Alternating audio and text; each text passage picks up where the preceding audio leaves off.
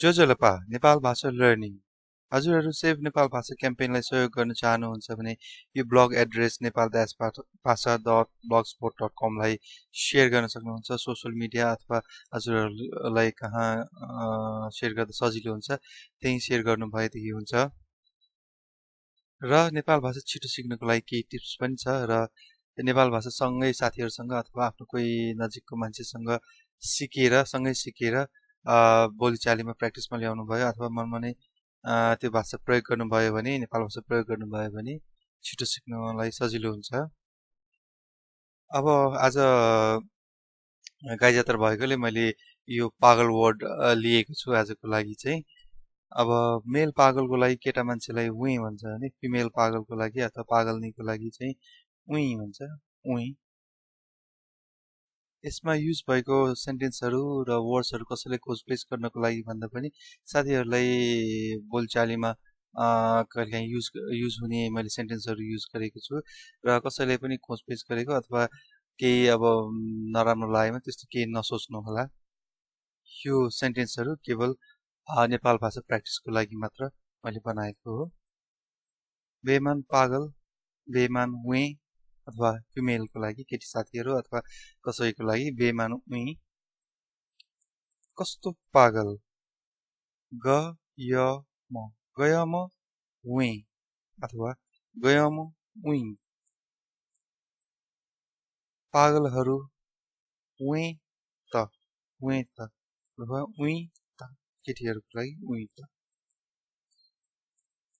पागल जस्तो उही थे उही थे।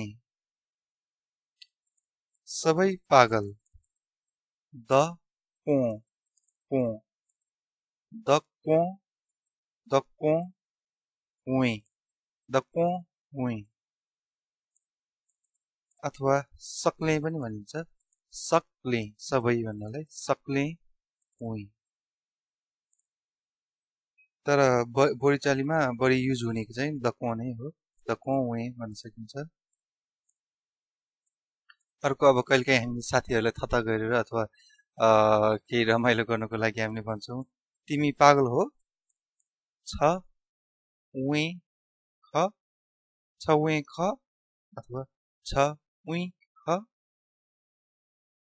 कहिलेकाहीँ हामीले अब च्याट गरिराख्दाखेरि पनि यो अब युज गर्न सक्छौँ। यसरी पनि प्र्याक्टिस गर्न सक्नुहुन्छ। कहिलेकाहीँ फेसबुकमा च्याट गरिराख्नुहुन्छ भनेदेखि अब कसैले केही भनिदियो भने छ उही ख भनेर यसरी रिप्लाई पनि दिन सक्छौँ। यसरी पनि हामीले ल्याङ्ग्वेज सेन्टेन्सहरूलाई चाहिँ युज गर्दै गर्दै प्र्याक्टिसमा ल्याउन सक्छौँ।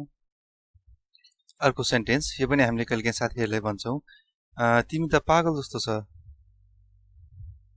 छ ला उही थे छला उही थे चो। यो सेन्टेन्स चाहिँ अलि रोमान्टिक सेन्टेन्स छ। तिम्रो प्रेममा पागल भए छङ्गु मतिना ले उही जुल छङ्गु मतिना ले उही जुल।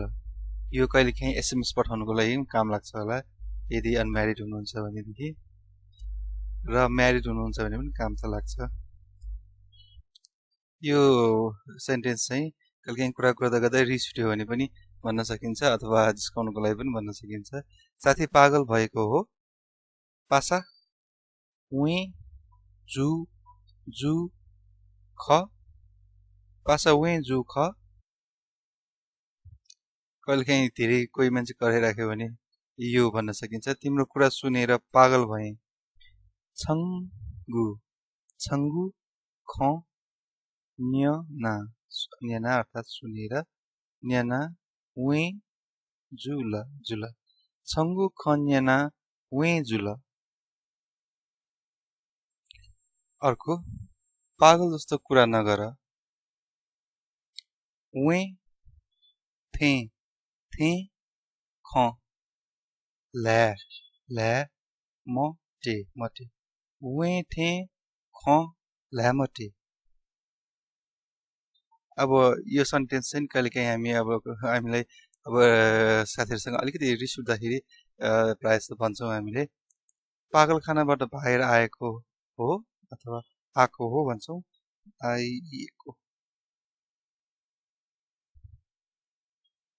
आएकै लेख्दिएँ फेरि आको अलिकति नेपाल ग्रामर मिस्टेक लेख्यो भनेर भन्दा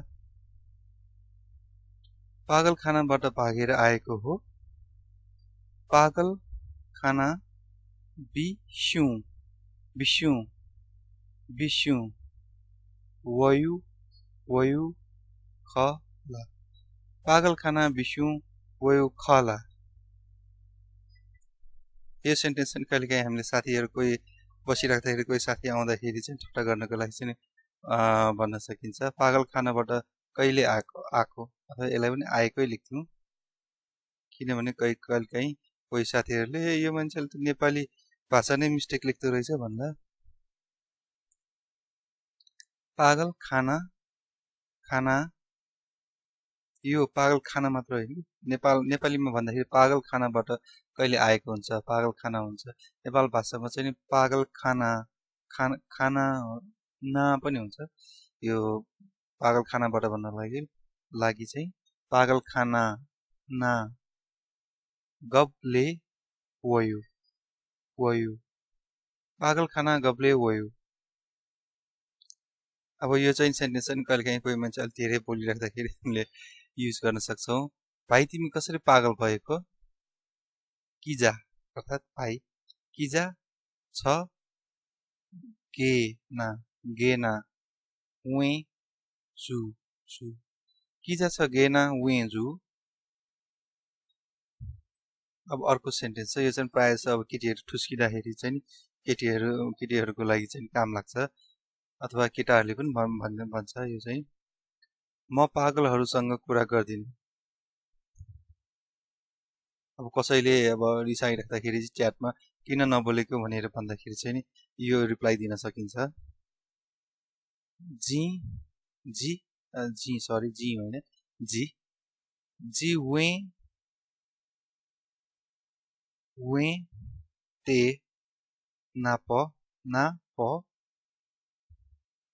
यो नापा होइन कि ना हो यसरी ना प ख ल्या मखु यसरी बुझ्दाखेरि पनि हुन्छ जी वे ते ना प ख ल्या मखु पागलदेखि डर लाग्छ वे खना ग्या वे खना ग्या